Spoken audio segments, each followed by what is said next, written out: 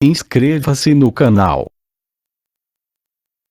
e deixe seu like. Alexandre o Grande. Origem: Wikipédia, a enciclopédia livre. Comando: Alexandre passou a ser chamado de o Grande Megas Alexandros, devido ao seu sucesso sem paralelo como comandante militar. Ele nunca perdeu uma batalha, apesar de quase sempre estar em menor número. Conhecido por usar muito bem o terreno, sua infantaria pesada, as falanges, e táticas de cavalaria, contava com a obediência de suas tropas em suas táticas ousadas. A falange macedônica, armada com longas sariças, de até 6 metros, havia sido aperfeiçoada por seu pai, Filipe II, através de rigoroso treinamento, e Alexandre usou sua força, velocidade e manobrabilidade com grande efeito contra forças inimigas maiores, como a dos persas.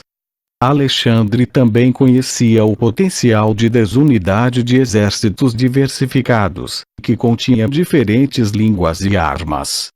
Ele era conhecido por participar pessoalmente das batalhas na linha de frente, à maneira dos reis macedônios. Na sua primeira grande batalha na Ásia, em Grânico, Alexandre usou uma pequena parte das suas forças, aproximadamente 13.000 soldados de infantaria e 5.000 de cavalaria, contra uma força persa de 40.000 homens. Ele colocou as falanges no centro e a cavalaria e os arqueiros nos flancos, para igualar o tamanho das linhas persas, de aproximadamente 3 quilômetros. Em contraste, a infantaria persa ficava estacionada atrás de sua cavalaria. Isso garantiu que Alexandre não fosse flanqueado, enquanto sua falange tinha uma clara vantagem sobre as cimitarras e lanças curtas persas. As perdas macedônias foram muito pequenas, comparada com as persas.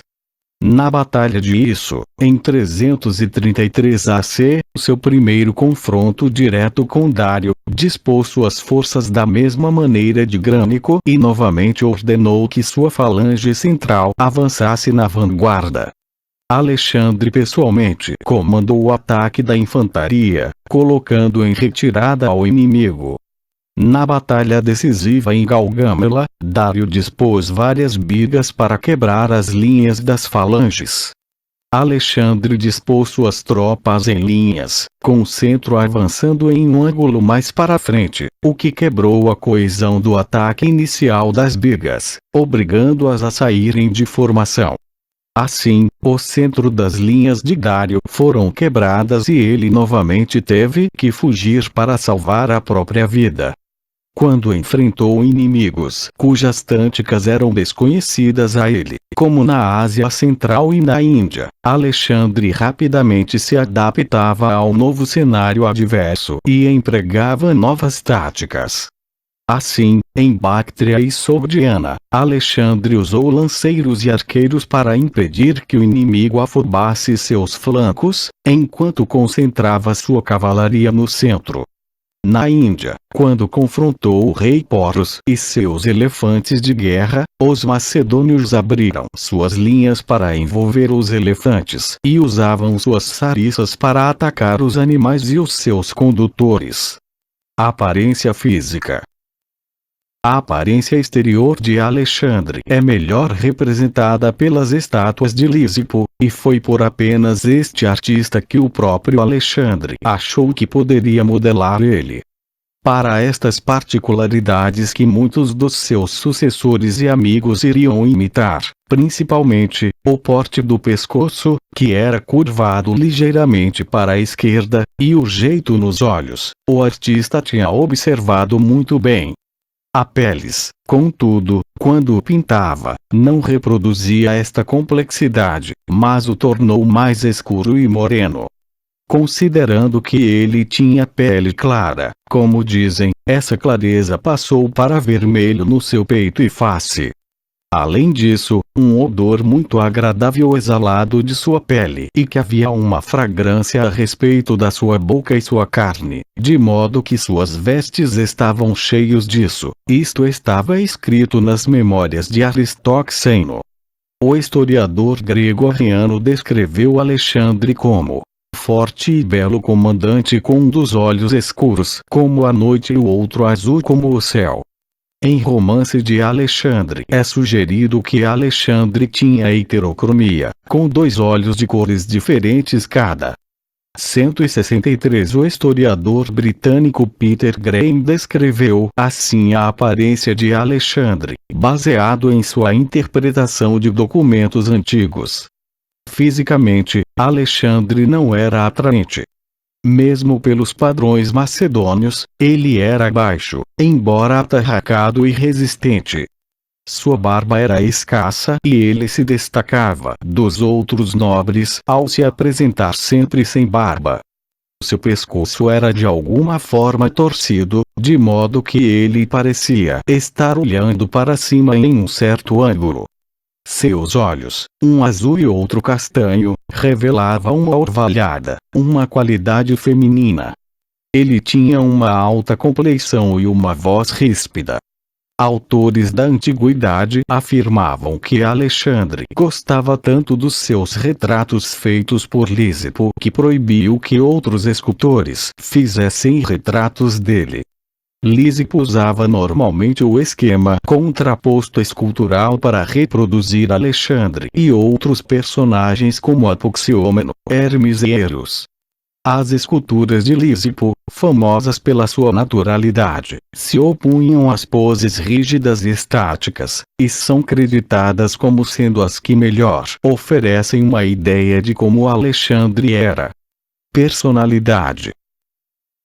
Alexandre herdou uma personalidade forte dos seus pais. Sua mãe tinha grandes ambições e encorajava o filho a acreditar que o destino dele era conquistar o Império Persa. A influência de Olímpia incutiu o senso de destino nele, e Plutarco afirmou que manteve seu espírito sério e sublime com o passar dos anos. Contudo, seu pai, Filipe II, era a principal influência e modelo para Alexandre, enquanto ele observava o pai ir em campanha atrás de campanha em sua infância, conquistando várias vitórias, ignorando ferimentos. A relação pai-filho era competitiva no lado da personalidade. Ele precisava sempre superar o pai, às vezes mostrando um comportamento impulsivo demais em batalha. De acordo com Plutarco, um dos traços mais importantes de Alexandre era seu temperamento violento e imprudente, impulsivo por natureza, o que contribuiu para o seu mecanismo de tomar decisões. Apesar de Alexandre ser teimoso e obstinado, ele não respondia bem às ordens do pai, mas era aberto ao debate. Ele tinha um lado mais calmo, perceptivo, lógico e calculista. Ele tinha um desejo por conhecimento, amor por filosofia e era um ávido leitor. Ele ganhou esses interesses através de seu tutor, Aristóteles. Alexandre era inteligente e aprendia rápido. Sua inteligência e lado racional era demonstrado em suas habilidades e sucesso como general. Ele tinha muito autocontrole com os prazeres do corpo, mas era propenso a beber muito álcool sem qualquer controle. Alexandre era erudita e um entusiasta e apadrinhador das artes e ciências. Contudo, tinha pouco interesse por esportes ou pelos Jogos Olímpicos, ao contrário do pai, buscando apenas a ideia homérica de honra, time e glória, kudos. Possuía muito carisma e uma personalidade forte, características que fizeram-no um grande líder. Sua habilidade única é demonstrada pela inabilidade que outros generais macedônios tiveram em unir o país e manter o império após sua morte, algo que Alexandre não teve muita dificuldade de fazer em vida. Durante seus últimos anos de vida, e especialmente após a morte do amigo Heféstio, Alexandre começa a exibir sinais de megalomania e paranoia. Seus feitos extraordinários, somado ao seu inefável senso de destino e a bajulação de seus companheiros, podem ter contribuído para este efeito. Seus delírios de grandeza ficam óbvios em seu testamento e seu desejo de conquistar o mundo contribuiu para esta conclusão de que sua ambição não tinha limites. Acredita-se que ele também passou a se ver como uma divindade, ou ao menos ele parecia querer tentar se divinizar. Olímpia constantemente lhe dizia que ele era filho de Zeus, uma teoria que foi reforçada por um oráculo de Amon em Silá. Ele começa a se identificar como filho de Zeus Amon. Alexandre adotou elementos da vestimenta e costumes persas em sua corte, mais notavelmente a prosquínese, o que levou à desaprovação de muitos macedônios, os quais relutavam em imitar. Esse comportamento lhe fez perder a simpatia de muitos dos seus compatriotas. Contudo, Alexandre também era um governante pragmático que entendia as dificuldades de reinar sobre povos com culturas tão diferentes.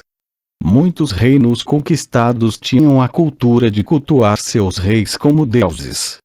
Assim, alguns acreditam que seu comportamento não era necessariamente apenas de megalomania, mas talvez uma tentativa prática de fortalecer seu reinado e manter o império unido.